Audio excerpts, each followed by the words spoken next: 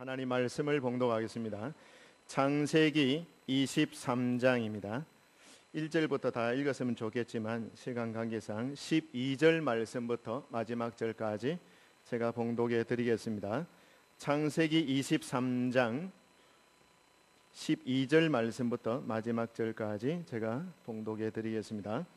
아브라함이 이에 그 땅의 백성 앞에서 몸을 굽히고 그 땅의 백성이 듣는 데서 에브론에게 말하여 이르되 당신이 합당히 여기면 청하건대 내 말을 들으시오. 내가 그 밭 값을 당신에게 주리니 당신은 내게서 받으시오. 내가 나의 죽은 자를 거기 장사하겠노라. 에브론이 아브라함에게 대답하여 이르되 내 주여 내 말을 들으소서. 땅값은 은 400세겔이나 그것이 나와 당신 사이에 무슨 문제가 되리이까? 당신의 죽은 자를 장사하소서. 아브라함이 에브론의 말을 따라 에브론이 헷 족속이 듣는 데서 말한 대로 상인이 통용하는 은 400세겔을 달아 에브론에게 주었더니 마므레 앞 막벨라에 있는 에브론의 밭 곧 그 밭과 거기에 속한 굴과 그 밭과 그 주위에 둘린 모든 나무가 성문에 들어온 모든 헷 족속이 보는 데서 아브라함의 소유로 확정된지라. 그 후에 아브라함이 그 아내 사라를 가나안 땅 마므레 앞 막벨라 밭 굴에 장사하였더라. 마므레는 곧 헤브론이라. 이와 같이 그 밭과 거기에 속한 굴이 헷 족속으로부터 아브라함이 매장할 소유지로 확정되었더라. 아멘. 어제 제가 인터넷으로 이게 자료를 하나 찾아서 발견해 본 게 있는데요. 지금 현재에 현존하는 이 땅의 사람들 중에 최고 장수한 사람이 누구인가? 현재 살아있는 분 중에서 최고 연세가 높은 분이 누구인가? 그럼 찾아보니까요, 중국 분이었어요. 중국 수려현에 거주하고 있는 아라미한이라는 할머니였는데요. 나이가 연세가 127세, 현존하는 최고 고령자 127세. 오래 사셨죠, 그렇죠? 네, 여러분 맞습니다. 근데 여러 다른 사람들도 있습니다만 인터넷 찾아보니까 127세 되는 할머니가 최고 고령자더라고요. 자, 여러분 아브라함의 아내 이름이 무엇입니까? 사라죠. 사라가 몇 세까지 사신 줄 아십니까? 제가 금방 힌트 드렸는데 127세까지 사셨어요. 여러분 오늘 읽지는 않았습니다만 23장 1절에 한번 보세요. 사라가 127세를 살았으니 이것이 곧 사라가 누린 횟수라. 그래 적어놨죠. 자, 여러분 성경 말씀 안에 여러 사람들의 이름이 나옵니다. 이름이 나오는데 남자, 여자 이렇게 이름이 나오는데 여자로서 성경에 여자로서 이름이 올라가 있고 자기가 삶을 살은 인생의 횟수, 그러니까 죽은 날의 나이를 정확하게 기록해 놓은 여자는 사라 한 사람밖에 없어요. 사라 한 사람밖에. 127년을 살고 죽었다. 이거는 나이가 사라 나이만 딱 나와 있어요. 성경 어느 곳에서도 여자의 나이를 이렇게 죽은 나이를 이야기해 놓은 데가 없거든요. 근데 왜 그럴까? 여러분 생각해 보시면 사라는 모든 믿는 자들의 어머니이기 때문에 그러하다라고 말씀을 드릴 수가 있습니다. 127세라면 결코 작은 나이는 아니죠. 그런데 여러분 사람이 얼마나 오래 살았느냐라는 것보다 더 중요한 것이 어떤 인생을 살았느냐, 어떤 사람으로 살았느냐, 어떤 일을 하면서 살았느냐, 이것은 그 연수보다 더 중요한 것이라고 말씀드릴 수 있습니다. 아무런 어떤 내놓을 만한 자랑거리가 될 만한 것 없이 그냥 평범하게 살 수도 있고요, 뛰어난 인생을 살 수도 있고 또 어떤 면에서는 사람들의 해를 끼치면서 그 생애를 살 수도 있는 것이죠. 근데 여러분 저는 사라의 인생을 살펴보면서 그 여인이 이 땅에 어떻게 살았는가를 생각해 볼 때에 참으로 하나님 앞에 쓰임받는 인생이었다라고 말씀을 드리고 싶습니다. 사라는 특별한 사람입니다. 임신이 불가능한 90세라는 연세에 하나님의 은혜로 임신을 했습니다. 그리고 이삭이라는 약속의 아들을 낳았습니다. 약속의 아들이 37살 될 때까지 잘 양육을 했죠. 사라가 90세에 아들을 낳았으니 지금 127세에 죽었으면 아들이 몇 살 때 죽은 것입니까? 37살 때, 이삭이 37살 되던 해에 어머니 사라가 하나님의 부름을 받게 된 것이죠. 근데 그 이삭을 통해서 장차 메시아가 탄생하게 된 것입니다. 그러니 메시아가 이 땅에 인간의 구세주로 탄생하는 탄생의 통로로서 그 역할을 잘 감당해 준 것이지요. 중요한 일을 한 것입니다. 하나님의 계획, 이 땅의 모든 인류를 구원하기 위한 독생자 예수님을 이 땅에 보내실 때에 그 이 땅에 보내시는 구속을 위한 통로로서 이 아브라함과 사라를 사용하셨는데, 그 하나님의 위대한 구속의 역사에 쓰임받은 여인으로서 이 사라가 그 인생을 살았다라는 것이죠. 여러분, 하나님의 계획, 하나님의 목적이 있는데 그 계획과 목적에 아름답게 사용되어진 인생이니 얼마나 가치가 있는 사람인 것입니까? 여러분, 목적이 있는 인생이 복이 있는 것입니다. 아무 목적도 없이 그저 하루하루 사는 것은 가치가 없죠. 하나님의 자녀라면은 하나님이 우리를 향하여 가지고 계신 일정한 계획이 있으시고, 우리가 이 땅에 생명을 가지고 태어났으면은 삶을 살아가야 하는 이유와 목적이 분명히 있는 것입니다. 그것을 바르게 알고 그 목적과 이유대로 사는 인생이 될 때에 우리 인생은 참으로 빛나고 가치 있는 인생이 될 수가 있는 것입니다.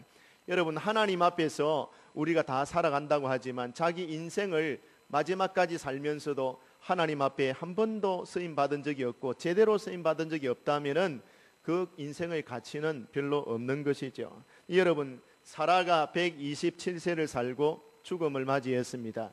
이제 이 아브라함, 남편 된 아브라함은 자기 아내 사라를 이제 장사를 지내야 되는데, 장사를 지내려 그러면은 땅이 필요하지요. 매장을 해야 되니까요. 그런데 매장을 할 땅이 없는 거예요. 아브라함은 지금까지 그 가나안 땅 그 헷 족속과 더불어 살면서 나그네로 살았거든요. 이방인으로 나그네로 살았기 때문에 자기 소유지가 없습니다.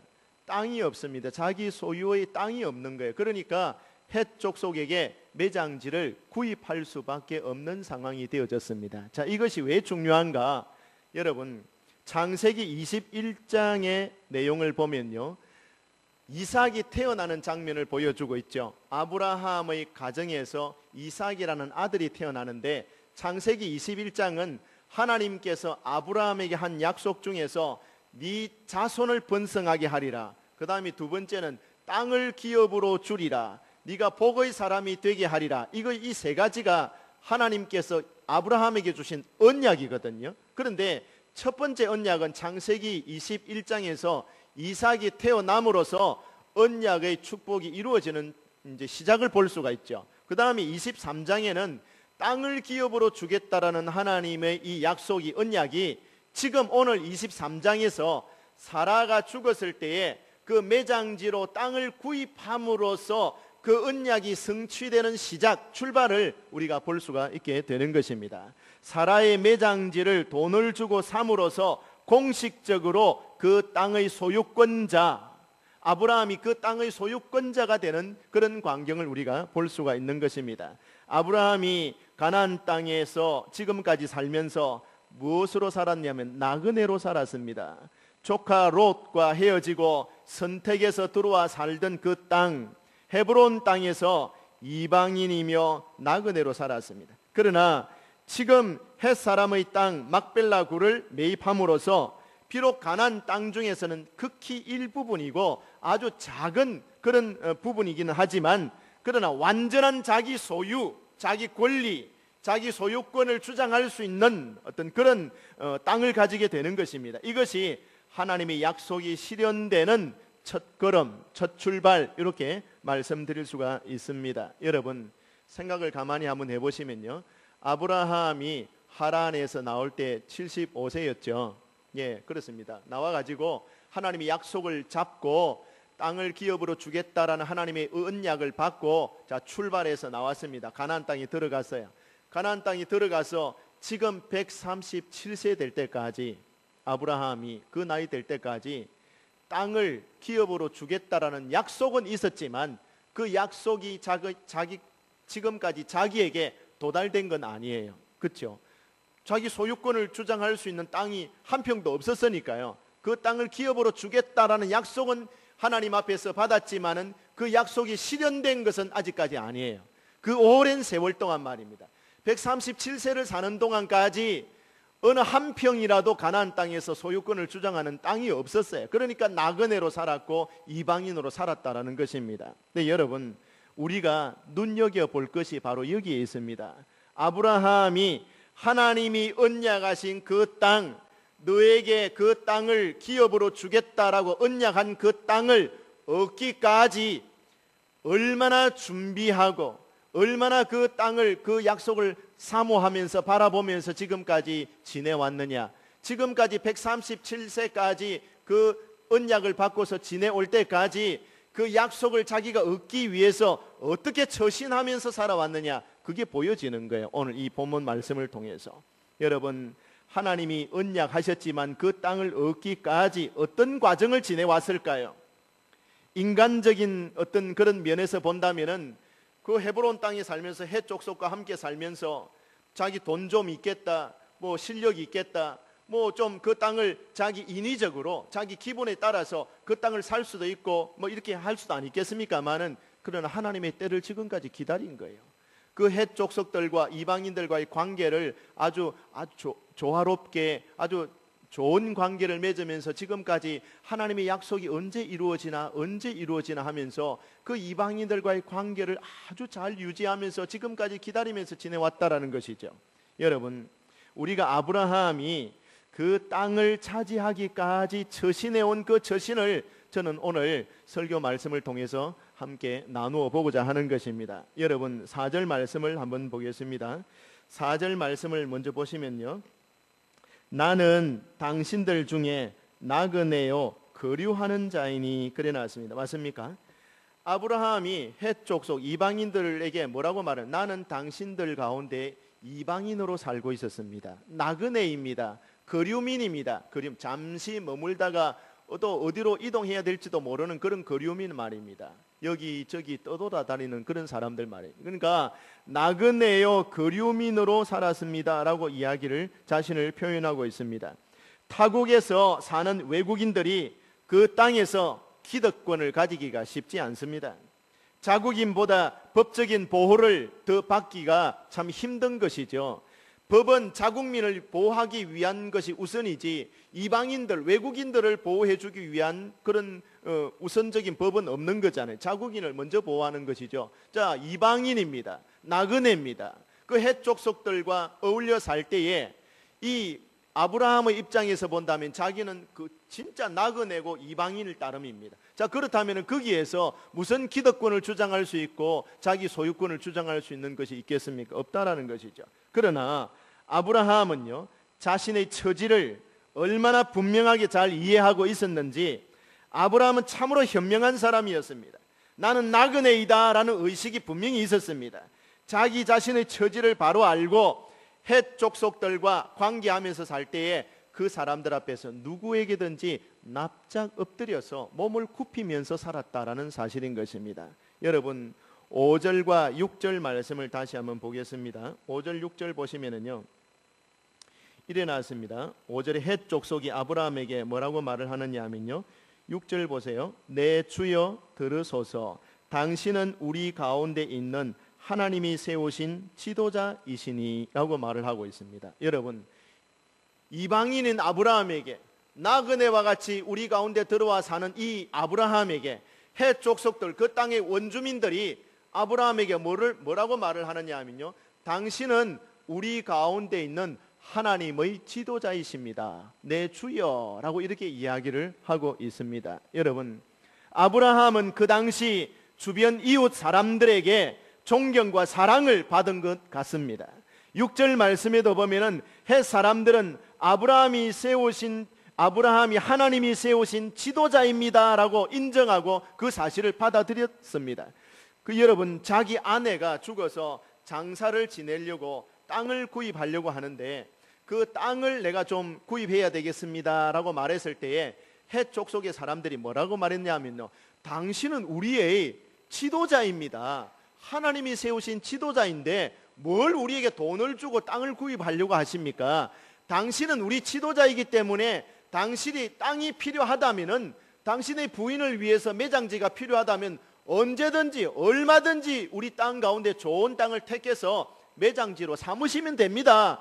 당신 우리 지도자인데 그렇게 요청을 하고 뭐 허리를 굽히고 그렇게 할 필요가 없습니다. 그냥 땅의 좋은 부분을 택해서 그냥 매장하시면 됩니다. 이렇게 말하는 것이었어요. 근데 여러분, 근데 아브라함이 그렇게 인정을 받고 헷 사람들에게 선처를 받을 정도로 자기가 지금까지 살아온 겁니다. 인색하고 깍쟁이로 이기적으로 다른 사람들과 다투면서 그렇게 살아온 인생이 아니었다라는 것을 여기 단적으로 보여주는 것이죠. 아브라함의 조카 롯을 아십니까? 조카 롯이 소돔 땅에 살 때에 소돔 땅 사람들은 조카 롯을 뭐라고 말했습니까? 이렇게 말했습니다. 이놈이 우리 가운데 들어와서 우리 가운데 우리의 법관이 되려고 하는도다. 이놈 저놈 소리를 들었잖아요, 조카 롯은. 그런데 아브라함은 전혀 다릅니다. 이웃 사람들에게 얼마나 후한 대접을 받고 존경을 받고 있는 것입니까? 이방인 땅에서 이렇게까지 되기까지 그냥 되었겠습니까? 숱한 어려움도 있었을 것이고 수많은 노력과 인내, 각고의 세월들이 있었을 것입니다. 그냥 이루어진 일이 아니었습니다. 아브라함이 헷 족속과 어떤 관계성 속에서 자신의 신앙과 예의와 성실을 지키며 살아왔는지 단적으로 보여주는 것입니다. 여러분, 사람이 이 땅을 살면서요, 서로 간의 관계에서 예의를 좀 제대로 지키고 자기 일에 좀 성실하다면, 예의와 성실 이 두 가지만 있어도 많은 사람들에게 사랑을 받을 수가 있을 것이라 저는 그렇게 생각을 합니다. 7절에서 9절 말씀을 여러분 유의해서 보십시오. 아브라함이 헷 족속의 모든 사람들 앞에서 어떤 태도를 취하고 있는지를 한번 보겠습니다. 7절 말씀을 먼저 보시면은요, 아브라함이 일어나 그 땅 주민 헷 족속을 향하여 어떻게 했습니까? 몸을 굽히고 그들에게 말을 합니다. 헷 땅 사람들이, 헷 족속들이 당신은 하나님의 지도자이니까 우리에게 좋은 땅이 있으면 그 땅, 원하는 땅을 얼마든지 가져서 당신의 아내를 위해서 장사를 지내십시오, 그렇게 선처를 했는데도 이 아브라함은 일어나서 그 헷 족속들을 대하여서 몸을 굽히는 거예요. 몸을 굽힌다라는 게 그냥 몸을 굽히는 정도가 아니고 절을 한다라는 뜻입니다. 몸을 굽히는 것입니다. 수그리는 겁니다. 자세를 낮추는 것입니다. 아브라함의 연세가 지금 얼마입니까? 137세 아닙니까? 137세에 백발이 된 노인입니다. 어쩌면 자기 손잡벌 되는 사람이 그 앞에 있을 수도 있습니다. 그런데 그 젊은 사람들 앞에서 이 연세 많은 노인 아브라함이 허리를 굽히는 거예요. 허리를 굽혀서 절을 하는 것입니다. 여러분 12절 말씀에도 한번 보십시오. 12절에도 보면 똑같이 아브라함이 이에 그 땅의 백성 앞에서 몸을 굽히고 그래 나왔습니다. 몸을 굽히는 거예요. 여러분이요, 얼마든지 그 헷 족속이 제공해 주겠다라고 말씀하고 있는 그 땅을 거저 얻을 수 있는 자격이 있어요. 거저 얻을 수 있습니다. 지금까지 인생을 살면서 헷 족속들이 아브라함을 쳐다볼 때 저분은 정말 하나님이 세우신 지도자이다, 우리의 주이시다, 우리의 지도자이다 라고 생각하고 그 땅을 거저 주려고 하기 때문에 지금까지 살아온 이력을 참조해 본다면 얼마든지 공짜로 받을 수 있는 그런 위치입니다, 지금은. 그런데 자격이 있고 상황이 공짜로 받을 수 있는 상황이지만은 그 땅 백성을 향해서 몸을 겸손하게 굽히는 것입니다. 여러분, 137세 아브라함의 노구를 굽혀서 그 사람들에게 경의를 표하는 모습을 보면서 그가 지금까지 나그네로 헷 족속의 땅에서 그 인생을 어떻게 보내왔는가를 단적으로 보여줄 수 있는 중요한 증거가 됩니다. 여러분, 인간관계에서의 문제가 많이 일어나죠. 여러분, 사회생활을 하다 보면은, 직장생활을 하다 보면, 심지어는 교회 안에서 성도들끼리 이렇게 생활하다 보면은 많은 인간적인 문제가 발생할 수 있습니다. 크고 작은 여러 가지 인간적인 문제, 갈등들이 왜 생기는 것입니까? 목이 뻣뻣하고 말이 거칠면은 인간관계에 문제가 생기게 되어 있습니다. 여러분, 고개만 조금 숙여도, 말만 조금 부드럽게 해도 문제는 참 많이 해결될 것으로 저는 생각을 합니다. 내가 다른 사람에 대하여서 좀 고개만 조금만 숙여만 줘도, 말만 조금 부드럽게만 해줘도 얼마든지 이게 얽히고 설켰던 인간적인 문제들이 많이 풀어질 것으로 저는 생각을 합니다. 그런데 워낙 자존심이 강하니까, 워낙 교만한 마음이 들어있으니까 자기가 굽히고 싶은 생각이 없어요. 허리를 굽히고 싶은 마음이 없어요. 그러니 여러분, 인간관계가 더 복잡하게 얽히고 설키게 되는 것입니다. 어렵게 되는 것입니다. 여러분, 타국에서 살 때는 몸을 굽히고 살아야 됩니다. 제 큰아이도 제가 그렇게 당부를 했어요. 떠날 때, 한국 떠날 때.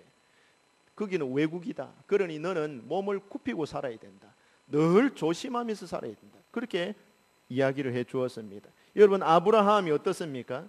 헷 족속이 사는 이방인의 그 땅에서 자기는 나그네 아닙니까? 그러니까 몸을 굽히는 겁니다. 겸손하게 하는 겁니다.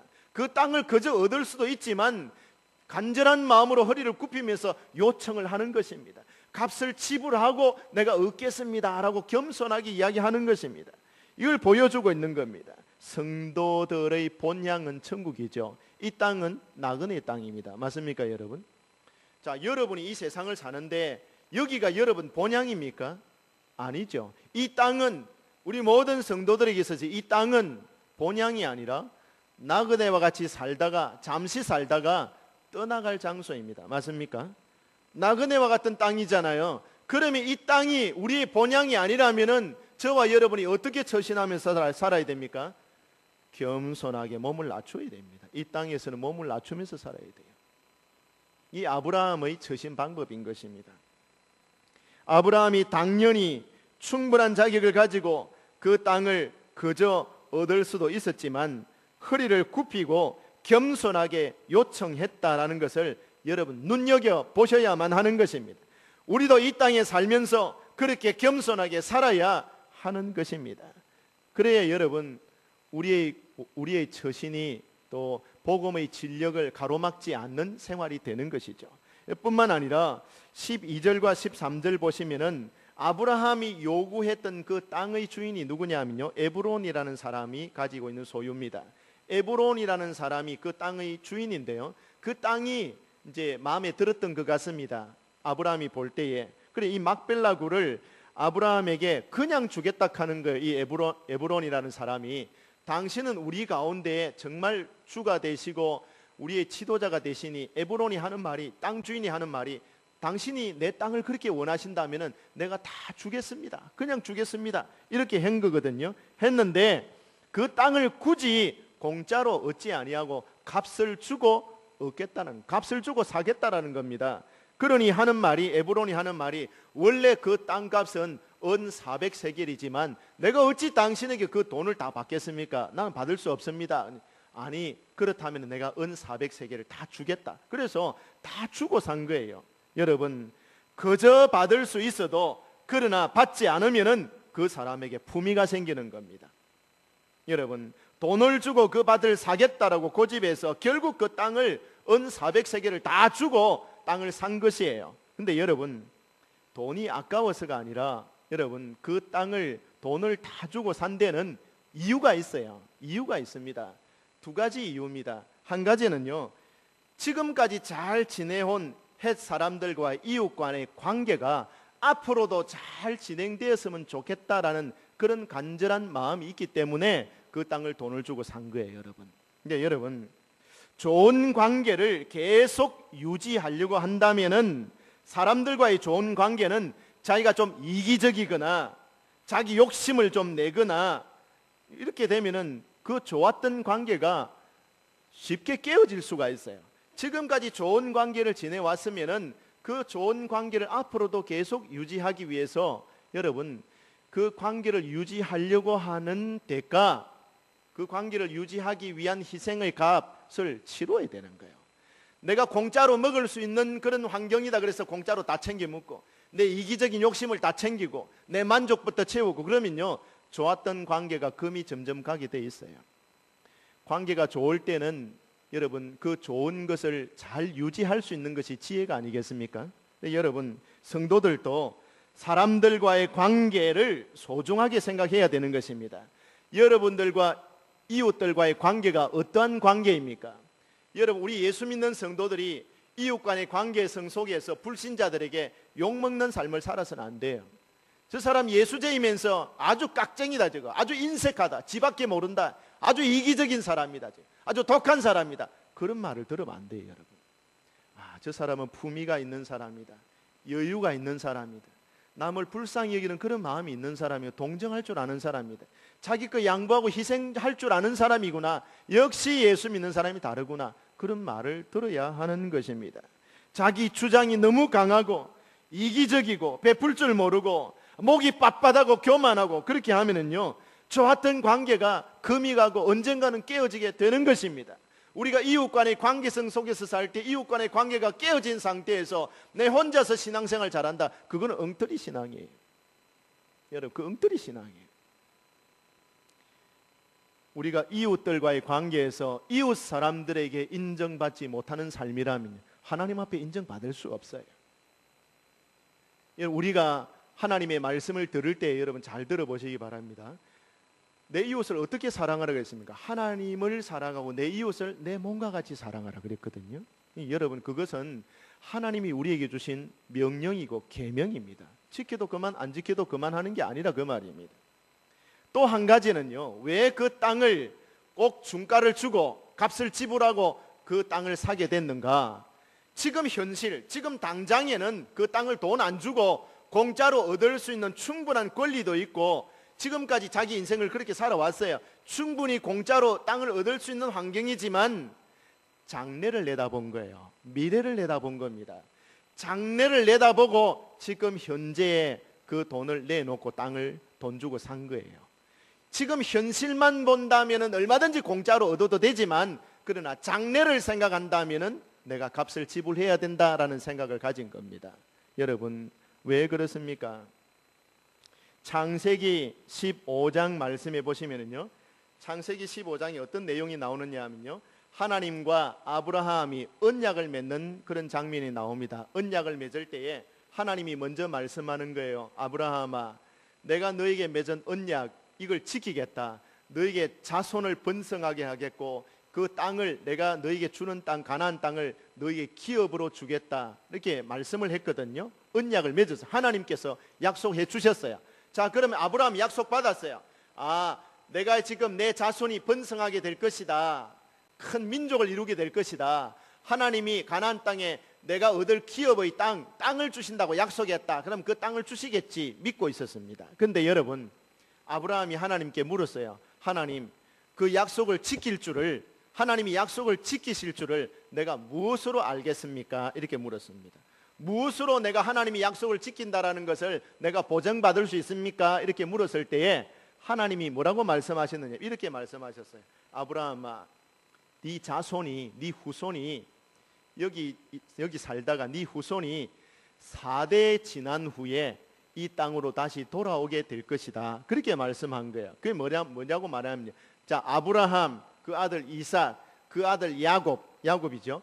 야곱의 때에 그 식구들이 70명이었습니다. 70명이 지금 애굽 땅으로 내려갔죠. 기근을 피해서 애굽 땅으로 내려가 가지고 430년 만에 큰 민족을 이룬 거 아니에요. 큰 민족을 이루어서, 자, 430년이 지난 거예요. 원래 자기 조상들의 땅은, 아브라함과 이삭과 야곱이 살았던 땅은 지금 가나안 땅이잖아요. 헤브론 땅인데 그 땅에 살다가 애굽으로 내려가 가지고 430년을 자손들이 살다가 이제 어디로 가느냐 하면, 하나님이 뭐라고 말씀하느냐 하면, 애굽에서 나와서 내가 너희들의 조상들에게 주겠다고 약속한 그 땅이 있어, 너희 조상들이 살았던 그 땅으로 다시 들어가 하면서 하나님이 그 땅으로 인도해서 내가 너희들을 드려주겠다라고 말씀을 하셨을 때에, 이 아브라함의 후손들이 애굽에서 나오게 될 때에 우리 조상들이 살았던 땅이 있대, 가나안 땅이란다, 그 땅으로 올라가자라고 말했을 때에 명분이 있어야 될 거 아닙니까? 명분이. 무슨 말씀입니까? 지금 아브라함이 그 땅을 공짜로 얻었다고 생각해 보세요. 공짜로 얻었으면은 자기 당대에는 자기 소유권을 인정하고 살 수 있을는지 모르겠습니다. 하지만 자기 후손대 적어도 400년이 지난 다음에 430년이 지난 다음에 그 땅에 살지도 않고 그 땅을 버리고 떠나가지고 애굽 땅에 430년 살던 이 후손들이 430년 지나가지고 그 땅에 올라와서 이거 우리 땅이다 라고 말할 수 있는 명분이, 권리가 설락하면은 그 땅을 430년 전에 우리 조상 아브라함이 얻은 땅인데 이라면 명분이 별로 없을 거예요. 그 땅은 우리 조상이 돈을 주고 산 땅이야, 그렇게 하면은 권리가 생기는 겁니다. 명분이 있는 겁니다. 맞습니까? 바로 그겁니다. 여러분이 조상 대대로 상속받은 땅이 있다고 칩시다. 여러분이 샀습니까? 아닙니다. 여러분이 정조 할아버지가 산 땅이 있다고 생각해 봅시다. 정조 할아버지 때부터 농사 짓던 땅이 있습니다. 선산이 있습니다. 내가 샀습니까? 아닙니다. 상속받았습니다. 정조 할아버지, 고조 할아버지, 정조 할아버지, 그 다음에 할아버지, 우리 아버지, 그 다음 나에게 내려오고 내 자식에게 내려간다고 생각해 봅시다. 그 땅이 내가 산 땅은 아닐지라도 우리 조상이 사서 우리 조상의 소유로 인정받은 땅이면은, 문서가 딱 남아 있으면은 내가 산 땅이 아니더라도 우리 조상들이 살았고 우리 조상들이 이미 값을 지불한 땅이기 때문에 그 땅은 지금 내가 상속받았으면 내 땅으로 소유권을 인정받을 수 있습니다. 맞습니까? 맞습니다. 예, 바로 그 말입니다. 그러니까 우리 조상 아브라함이 그 땅을 돈 주고 산 땅이다. 400년 아니라 4000년이 지나가도 그 땅은 자기 땅이 되는 겁니다. 장래를 내다본 거예요. 아브라함이, 하나님이 언약을 해주셨죠. 약속해 주셨죠. 내가 그 땅을 너와 네 후손들에게, 네 자손들에게 영원한 기업으로 내가 주겠다라고 약속했을 때 그 약속을 믿고 그 약속을 이루기 위해서 이 아브라함은 공짜로 얻을 수 있는 땅이었지만 자기 당대만 생각하지 않고 후손들의 장래를 생각하고 그 땅을 돈을 주고 산 거다, 그 말입니다. 영원한 자기 땅과 자기 후손들의 소유지로 삼기 위해서 말입니다. 여러분, 약속을 믿은 거예요. 약속을 믿고 그 약속이 성취되도록 하기 위해서 자기 값을 내놓은 거예요. 희생을 지불한 거예요. 대가를 지불한 거란 말입니다. 약속만 있고 내가 대가를 지불하는 희생이 없으면요, 그거는 여러분 축복으로 우리에게 다가올 수가 없는 것입니다. 사랑하는 성도들이요, 하나님께서 여러분에게 비전을 보여주셨습니까? 하나님께서 여러분에게 꿈을 주셨습니까? 우리 학생들, 우리 청년들, 여러분 마음속에 어떤 꿈을 하나님이 주셨습니까? 어떤 비전이 있으십니까? 그 비전이 나에게 도달해 있다 할지라도 그 비전을 이루기 위해서 지금 오늘 현실 가운데서 여러분이 희생을 지불하지 않는다면, 그 대가를 지불하지 않는다면 그 꿈은 꿈으로서만 끝나게 될 것입니다. 그 꿈이 성취되고 이루어지고, 우리 오늘 장로님도 기도 그렇게 하셨는데요, 믿음은 바라는 것들의 실상이고 보이지 않은 것의 증거다라고 말씀했는데, 여러분 그것이, 그 약속이 증거가 되고 실상이 되고 내 눈앞에 보여지고 펼쳐지는 하나님의 복, 축복이 되도록 하기 위해서는 여러분 오늘 여러분이 지불해야 될 값이 있어요. 시간과 땀과 눈물을 지불해야 되는 것입니다. 내가 앞으로 훌륭한 사람이 되기를 원한다, 어떤 일 하기를 원한다 하면서 오늘 그 일을 하기를 원하면서, 그런 사람이 되기를 원하면서 어떤 아무런 노력도 안 하고 그냥 무의미하게 하루하루를 지낸다면은 그냥 허공을 치는 어떤 공허한, 여러분 그냥 꿈에 지나지 않는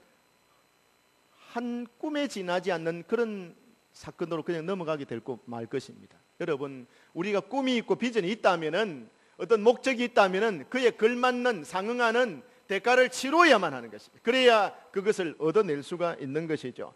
하나님의 약속이 주어져 있죠, 아브라함에게. 하지만 그 약속을 자기의 것으로 이루기 위해서 지금 장래를 내다보고 지금 아브라함은 그 값을 은 400세겔을 딱 내놓는 겁니다. 이게 필요한 거예요, 여러분. 그 밭을 가지기까지 이웃들과의 관계를 어떻게 지내왔으며, 그 밭을 장래를 내다보고 오늘 희생을 치르면서 사고 있는 아브라함 137세의 늙은 아브라함을 생각해 보십시오. 그 얼마나 신앙적인 사람인 것입니까? 하나님의 약속하신 땅을 받는 그 순간이 오기까지 얼마나 인내했습니까? 얼마나 헷 족속들 앞에서 몸을 굽혔습니까? 겸손하게 처신했습니까? 존경받는 삶을 살아온 것입니까? 그 땅을 얻기 위해서, 하나님의 약속이 이루어지도록 하기 위해서 지금까지 그렇게 처신해 온 것입니다. 그리고 기회가 왔을 때에 값을 지불했습니다. 여러분, 오늘 우리는 이 말씀을 보면서 아브라함의 처신을 보면서 두 가지를 생각해야 됩니다. 하나님의 약속은 그냥 이루어지는 것이 아니구나. 우리가 우리 이웃에게 인정과 존경 못 받는 삶이라면 하나님께도 인정받기 어려운 것이구나. 우리가 우리 삶 속에서 대가를 치르지 않는 것들은 보장할 수 없는 것들이구나 라는 것을 생각해야 됩니다. 여러분, 결국에는 어떻습니까? 아브라함이 값을 딱 지불하고 얻어낸 그 땅, 마므레 땅, 마므레는 헤브론이라는 뜻입니다. 헤브론 땅인데 유다 지파 갈렙이 삶의 본거지로 삼은 곳이 바로 헤브론 땅입니다. 유다 지파에 속한 사람이죠. 갈렙이, 여호수아 갈렙 아시죠? 갈렙이 그 땅을 차지했을 때 헤브론 그 땅을 내게 주소서, 헤브론 땅을 차지한 것이고 그 헤브론 땅이 유다 지파의 본거지입니다. 그리고 그 유다 지파의 계보를 따라서 다윗이라는 위대한 인물이 탄생하게 되는데, 다윗이 이스라엘의 왕으로 세움을 받은 장소가 바로 헤브론 그 땅입니다. 여러분, 오늘 아브라함이 은 400세겔을 주고 구입한 가나안 땅 헤브론의 의미를 생각해 보시기를 바랍니다. 헤브론 땅은요, 아브라함의 삶이 들어있는 땅이고 그 사람의 신앙이 들어있는 땅입니다. 헤브론 땅은 그냥 땅이 아니에요. 유서 깊은 땅입니다.